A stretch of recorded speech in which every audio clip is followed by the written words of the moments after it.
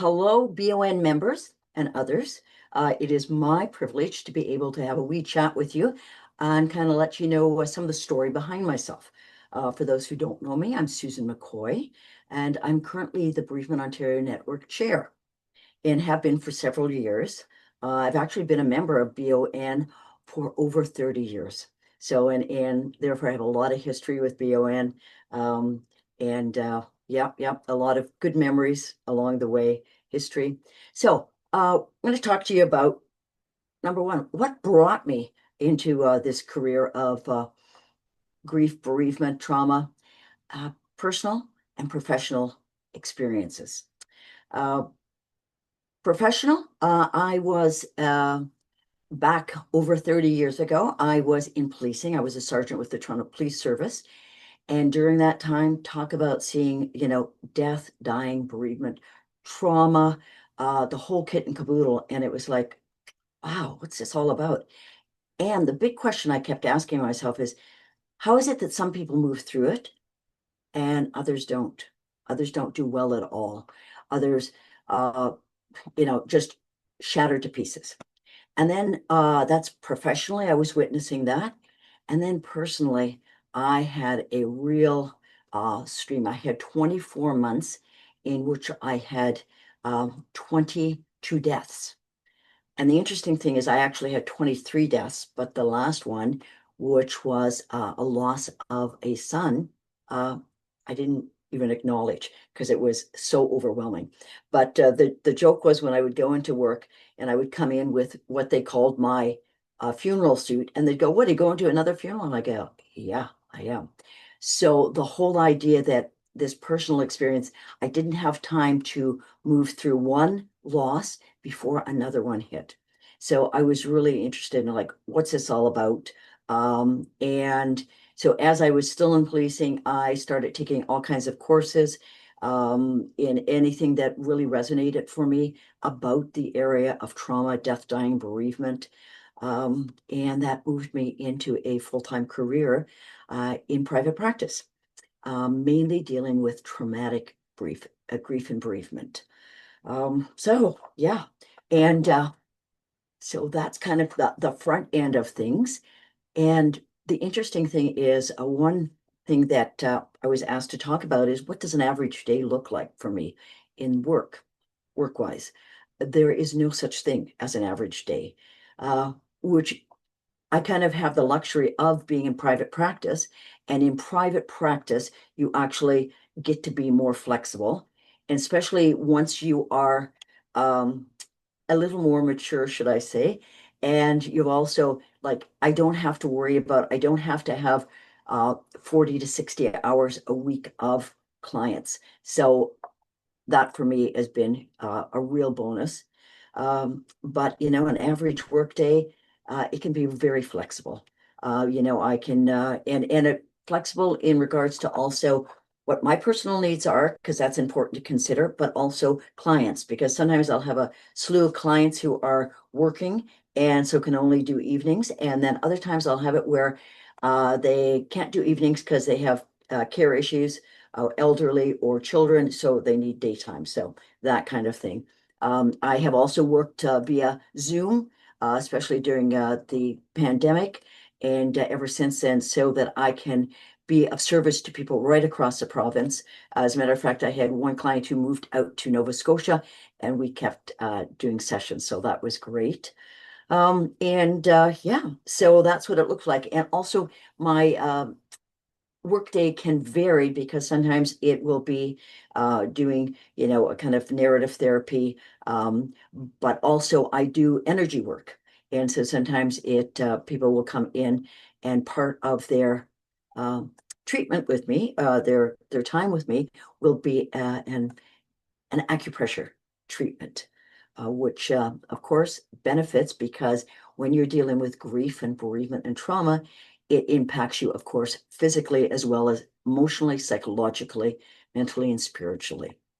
Okay, so I was asked to address, is there any advice that I would give those who are interested in doing what I'm doing? Number one, keep processing your own grief and bereavement and trauma. If you haven't done your own work, you're going to really get jammed up in this area. And also, there's no such thing as stopping. You continue. Grief and bereavement and trauma is a lifelong process. So you need to practice what you preach. So you're telling people about this, you're encouraging them to keep doing their work. You must also do that, to keep healthy, and to maintain healthy boundaries in the work that you do with other people. It's crucial. What else? Oh,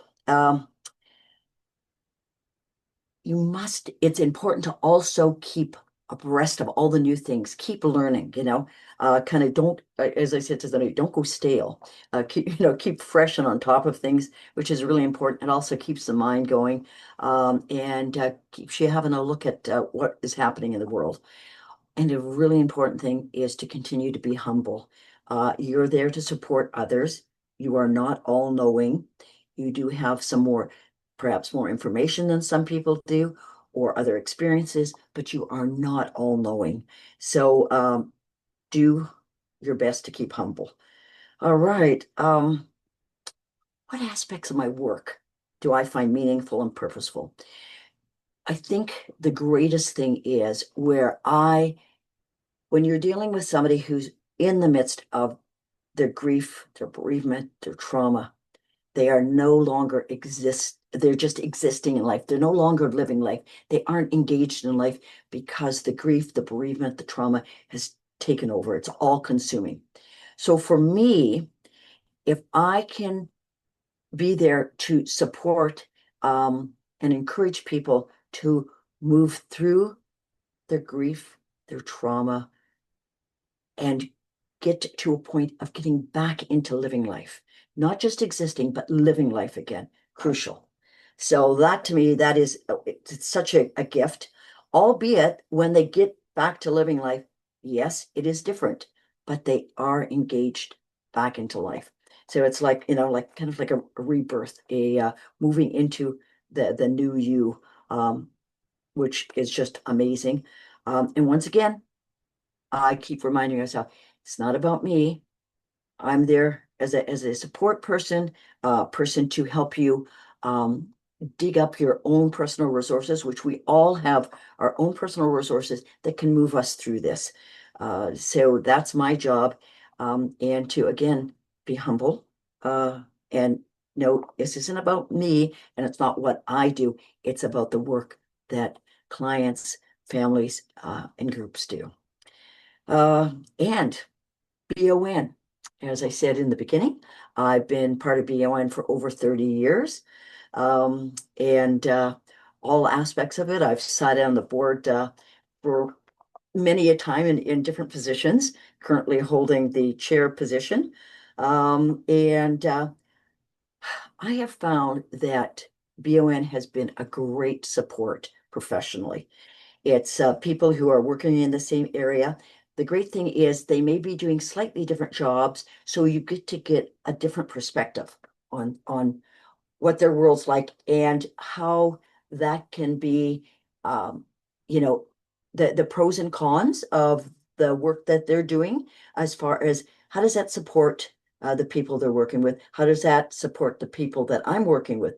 How can I also advise other people, give them an idea of what to expect with uh, a funeral process, what to expect if the loss that they're dealing with or the trauma, that there is police involvement.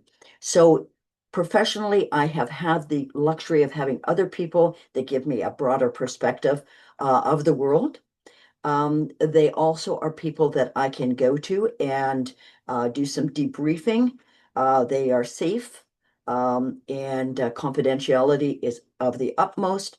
So you know that somebody is walked in similar shoes as you and kind of gets it that sometimes you just need somebody to kind of vent to, or somebody that you can laugh with and kind of tell a few jokes with and be human and real. That's another thing that's important in this work that we do, is to be genuine, to be you, not what you think the therapist is supposed to be like, not what you think the funeral director is supposed to be like, not what you think the teacher is supposed to be like.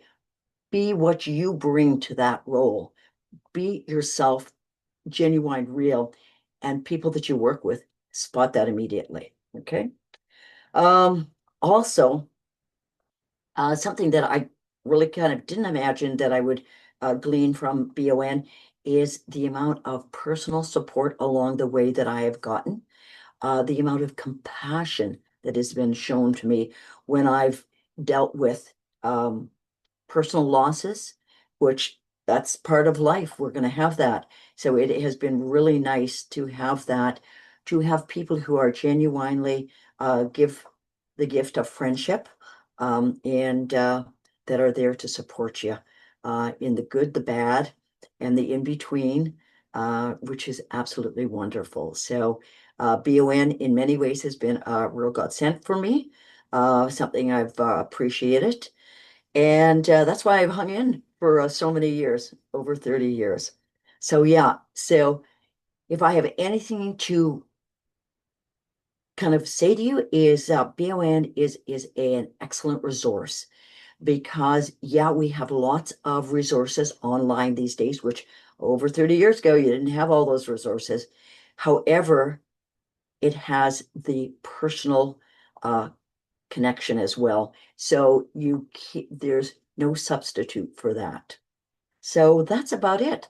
So and remember, if you do ever want to chat, I'm always available. Just send me an email or do the old-fashioned give me a phone call. I love phone calls. I love chatting, and we'll share whatever I can along the way. So take care, be well, and catch up to you somewhere along the way.